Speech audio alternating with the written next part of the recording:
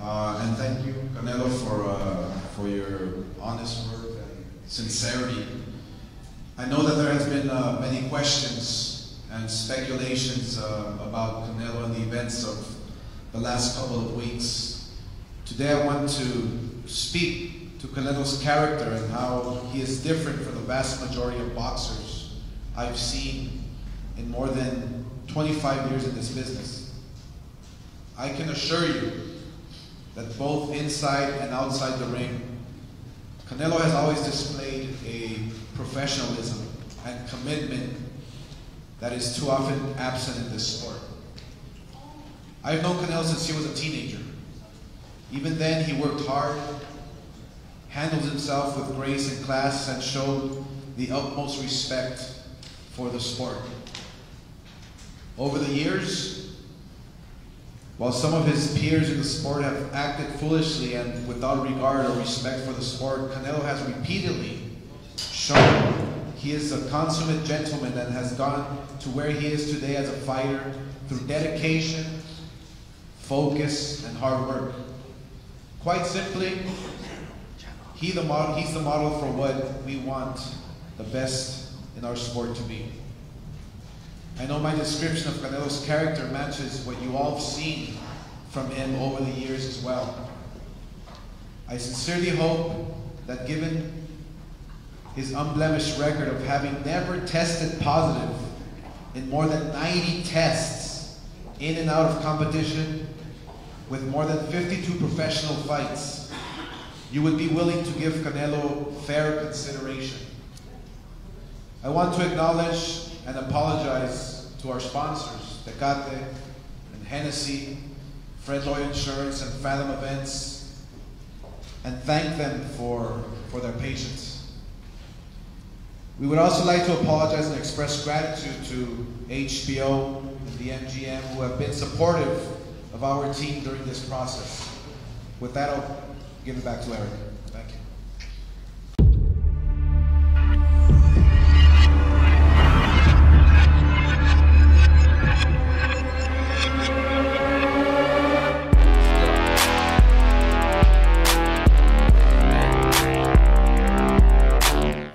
What's good? It's your boy 2K here. Shout out to the movement and everybody who's moving with us. Also, if you haven't done so already, get your ass over there to 3kingsboxing.com and get the latest and greatest. We putting the news out before all the competition. Way before all the competition. Alright? For this one, we're going to talk about some real hot shit. And what's really hot right now. Let's start off with the Canelo situation, because to be honest with you, it birthed the real hot topic, right? The shit everybody's been waiting on. And yeah, I know I ain't gotta try to keep the shit a secret. If you're already listening to this video, that means you already read the title. So that means you already know what the second topic's gonna be. But it's how I gotta report the news, you know what I'm saying? Word up. So, we already know Canelo Alvarez recently just pulled out of his May 5th mega clash against Gennady Golovkin, which was kind of a spur of the moment, pretty weird ending to this whole clenbuterol situation, right? And to be honest with you, it's not really an ending because we still got the hearing April 18th, but we already know the outcome with him withdrawing out of this fight, right? Well, Oscar De La Hoya and president of Golden Boy Promotions, Eric Gomez, held an invite-only hearing at their offices in downtown Los Angeles. And all this hearing really was an apologetic one on behalf of Golden Boy and Canelo, because Canelo's Golden Boy Jr. and shit, you know what I'm saying? So they trying to apologize for basically the motherfucking cheating and fucking up a mega fight that a lot of people were looking forward to. A mega rematch, you know what I'm saying? It's not just a mega fight, it was a fucking mega rematch, you know what I'm saying? But there was a lot of speculation surrounding, you know, why Canelo pulled out. And shout out to my man Big Cool from Colossal Boxing Talk. He wrote an article for us on 3kingsboxing.com where he's talking about one of these speculatory reasons, right? And it is that a lot of people felt that Canelo Alvarez created a diversion, right? The first fight was really close. He didn't want to take the risk of losing in the rematch. So he tested positive for a banned substance, or at least he took a banned substance on purpose and got caught you know, with a hot-ass piss test on purpose in order to bow out of the Gennady Golovkin rematch. Now, you know, I have my thoughts on that. It is what it is. To be honest with you, it's good banter. You know what I'm saying? What the UK cats say, it's good banter. You know what I mean?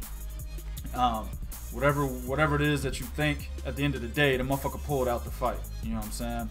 Now, we all understand that Canelo Alvarez is Oscar De La Hoya's golden boy. No pun intended. You know what I'm saying? Real talk. I mean, he's literally 95% of Oscar De La Hoya's fucking revenue, right? I'll say virtually, not literally. Virtually 95% of Oscar De La Hoya and Golden Boy's revenue, right? Now, of course, they got, you know, a bigger stable than just Canelo. They got a lot of different smaller fighters that are in their stable, and that's why Oscar De La Hoya is able to hold those cards on, you know, every other weekend, you know, showing fighters, young fighters like Ryan Garcia. You got Eddie Gomez. You got my man that knocked Eddie Gomez out in the first round, Rashidi Ellis. You know what I'm saying? Showcasing a lot of those smaller guys that can possibly be bigger name fighters in the future. But as it stands today, Canelo Alvarez is the only big fighting name under his stable. You know what I'm saying? So with that said, it's not hard for us to understand that Oscar may not really want to take that risk again after squeaking by with a draw on a controversial scorecard turned in by Adelaide Bird, right? But in the press conference, Oscar De La Hoya said some shit that ruffled my motherfucking feathers, and a nigga had to really just push his chair back from his desk. You know what I'm saying? Because I might get to swinging my hands and shit while I'm getting on this motherfucker's ass. No homo, right? Oscar De La Hoya said, and I quote, "Canelo's the model for what we want in our sport." Get the fuck out of here! Are you kidding me? So basically, we want all our fighters to go to their local chop shop and make sure that they order a whole bunch of clenbuterol steaks, right, before every motherfucking fight. We want all of our fighters to go to Mexico and make sure that they order beef from the little taco stand, right? From little Pedro on the bicycle. Man, get the fuck out of here. Listen, man. I understand why he's saying it. Canelo's the most popular fighter in boxing. That's one thing we cannot deny, whether we support him or not, right? But the thing is, a lot of Canelo's support comes from his loyal Mexican fan base, right? Mexican fans they're huge in numbers, you know what I'm saying? And they support their own, much like the UK supports their own, much like the Philippines support their own, much like the, you know, people in Thailand, you know, they support their own. Japanese, they support their own, right? But the mecca of boxing, whether the UK fans want to admit it or not, is in North America, motherfucker. And even though Mexico is Latin America, it's right here. You know what I'm saying? We consider, in boxing anyway, we say, yo, it's the USA and Mexico. You know, the more popular fighters in boxing history come from the USA. They come from Mexico, right? They come, a lot of them come from Puerto Rico, right? Some come from the UK, but the majority of them come from the United States and Mexico. So with him having a loyal fan base, it catapults him into being one of the more popular fighters in boxing. But here's the thing, though. This is why he's not necessarily the face of boxing. Because even though he has a lot of loyal supporters, motherfuckers understand the bullshit that Oscar De La Hoya has done with Canelo Alvarez, right? For example, putting a lot of bullshit-ass matchups on pay-per-view. You got Alfredo Angulo, Liam Smith, right? Fighting motherfuckers like James Kirkland, which wasn't on pay-per-view, but nobody was calling for that fucking fight. Hell, nobody called for the Liam Smith matchup, right? A lot of people didn't believe that Canelo Alvarez would actually get in the ring with Gennady Golovkin, even though he is the most popular fighter in the sport. You see what I'm saying? So a lot of the antics that Canelo has, not really Canelo, but Golden Boy has done to pretty much promote Canelo post the Floyd Mayweather fight. Actually, shit, before the Floyd Mayweather fight. Yeah, I can go all the way back to, you know, Ryan Rhodes and Josecito Lopez and Alfonso Gomez, those matchups back then. You know what I'm saying? I can go all the way back to then. How he fought an old-ass Shane Mosley that had already lost to Floyd Mayweather and was embarrassed by Manny Pacquiao to the point where motherfuckers thought he should have retired. Then Canelo goes and fights him, and we're supposed to give him credit for a Shane Mosley win. Shit like that, right? So it's not even post-Floyd Mayweather. It's pretty much the majority part of his career, right?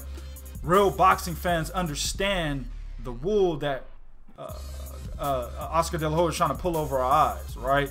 The fact that he was the mandatory for Demetrius Andrade for 2 fucking years almost, while Demetrius Andrade was the WBO champion. Then when the roles flip, Canelo becomes the WBO champion and Demetrius Andrade is his #1 contender. They didn't want to look at him there either. So you had Demetrius Andrade literally chasing his #1 contender when he was the champion and could never get that fucking fight, right? So, the fact that he fought Erislandy Lara, but it took Mexican fans to pull some fucking teeth to get his ass in the fucking ring. You know what I'm saying? So, there's a lot going on with Canelo's career that a lot of people see and even his supporters see, right? Ducking the entire 154-pound division, or at least not fighting those guys, and creating his own 150-pound division, aka Canelo weight, right? Lying to us about making 160 when it's clear this nigga walks around at 180, 185 easy, right? He told us he couldn't make 160, but fights Julio Cesar Chavez within the 160-pound limit. You know what I'm saying? I mean, this is a whole lot of bullshit. I could keep going with Canelo, and I've made a lot of videos trying to expose this shit, and I've done it successfully. I got a lot of people understanding it. You know what I'm saying? So, even though he is the most popular fighter, real boxing fans, non-supporters, and even some of his supporters understand the fuckery, but they stick with him anyway, right? So there's no way in hell that people will co-sign the idea that Canelo is the model for what we want in our sport. The fuck out of here with that statement. The next one that pissed me off was, and it was an accumulation of what this entire hearing was about. And it's Oscar De La Hoya basically trying to make Canelo look like he's some innocent victim in this situation. You know what I'm saying? Well, he failed 1 drug test out of 90 plus drug tests that he's taken.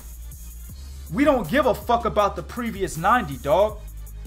We care about the one that he failed recently, right? That deprived boxing fans of a good fight, a great rematch, right? One that could have went down in boxing history if it happened in May, right? Now, of course, they're trying to make this fight again. Eric Gomez came out and said it. They're trying to make the rematch in August or September, right? Gennady Golovkin and K2 have already come out talking about how they want basically more control. They didn't say that, but they've expressed that they want more control. You know what I'm saying? They want to change a venue. They want this. They want that now. And if I'm them, yeah, I'm gonna play that role. The ball's in my corner now, dog. So I'm gonna play that role. You know what I'm saying? We're gonna try to get as much control as we can out of the situation while Canelo looks like shit in the media right now. You know what I'm saying? So I don't know, man. It's just he tried to basically gloss over what actually happened right now and say, hey, just look at the past. Look at his track record. Kind of like what they do in court. A nigga commit murder and shit. You know what I'm saying? His defense attorney is like, hey, well, look at his past. He's never got in trouble for anything. Doesn't matter. It's what he did today. You know what I'm saying? That he's being judged on. And it's the same thing with Canelo. What he's done in recent times, in recent memory, is what he will be continued to be judged on until this fight happens sometime later this year, or until he's able to somehow redeem himself throughout his career as his career progresses. So it is what it is. You know what I'm saying? Canelo fucked up. I mean, in my opinion, I could tell you what that conversation was like, dog. I could see Canelo, you know what I'm saying? The pressure's being put on him by Vada and the NSAC. You know what I mean? And, you know, as the days go by, as April 18th comes near, you know what I'm saying? Canelo and Oscar De La Hoya having conversations. Oscar goes to Canelo and says, hey, Canelo, did Pepe give you the meat? No, not the old meat, but the new meat. he put some extra shit in the new mi vato. Did he give it to you? Canelo's like, he didn't give me the new meat. I was waiting on it for days. And I know I need that meat to beat that Golovkin. What can I do? I said, what do I do, Holmes? Fucking Oscar De La Hoya is like, we're gonna have to pull out Simones. Canelo's like, fuck it. I'm telling you, bro, that's the conversation they had, yo. You know what I mean? This shit don't make no fucking sense, man. But all bullshit aside, let's hope that this rematch can happen, because it is a good fight for boxing regardless of who we support. You know what I'm saying? And hopefully the fight can get put back on the bill for August or September, and we can actually have a clean motherfucking fight this time around. Alright, next! Well, it looks like negotiations between Anthony Joshua and Deontay Wilder are finally fucking underway, right? Rightfully so. Now, I just can't help but to mention that this is such a major coincidence. You know what I'm saying? As we've had one big major fight recently go down the toilet, only for one more to emerge from the same toilet like one of them big ass turds that just won't go down no matter what the fuck you do. You know what I'm saying? Now, us at 3kingsboxing.com, of course, we talked to Shelly Finkel, and we also have quotes from Eddie Hearn. And both sides seem to believe that this fight has a major possibility of taking place sometime this summer, or maybe sometime in the autumn, like in August, right? This is excellent news for boxing because, of course, if these two guys fight, then we have the opportunity to have another undisputed champion, like we will soon here in the cruiserweight division between Alexander Usyk and Murat Gassiev, right? There's a chance for undisputed status there, I believe in May. And then, of course, you had undisputed status at 140 when Terrence Crawford beat Julius Ndongo, right? So this will be the third time, possibly, in a one-year span, right? Now, in the heavyweight division, the last time an undisputed champion emerged was Lennox Lewis in 1999. So, it's been a while. I mean, we're talking almost 20 fucking years. So, this shit is well needed. You know, hopefully we can go in this direction in every other division. Now, I firmly believe that, you know, a lot of the talk about Jarrell Miller, you know what I'm saying, for Anthony Joshua's next opponent. You got Adam fucking Kaunaki for Deontay Wilder's next opponent, possibly, right? Dominic Brazil was a guy they were looking at, but he's in negotiations right now with Kubrat Pulev, you know what I'm saying? So I firmly believe that those people are still in the background just in case negotiations falter. But from what we understand and what we were told, that this is the fight that is trying to be negotiated. There is no other fight that's currently under negotiations for either one of these guys. So this is excellent news, man. Let's hope that the big wigs can come to the fucking table and come to an agreement, because this is a fight that a lot of cats are talking about. Also, if you saw in the beginning of this video, I had a poll that I had made on 3kingsboxing.com. Get your ass over there and vote on that poll. You know what I'm saying? They have access to this website. Shelly Finkel has visited our website before. Eddie Hearn knows what 3 Kings Boxing is. He knows who we are.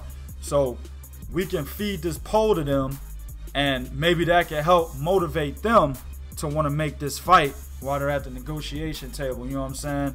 The fucking media on YouTube has spoken before, and we've gotten shit in the past to happen. So let's try to get this shit to happen. Take your ass over there, 3kingsboxing.com. Go ahead and vote on that poll. Alright? Let me know what you think. YouTube, do what you do in the comment section. Will be real. This is real talk for real fans. 1.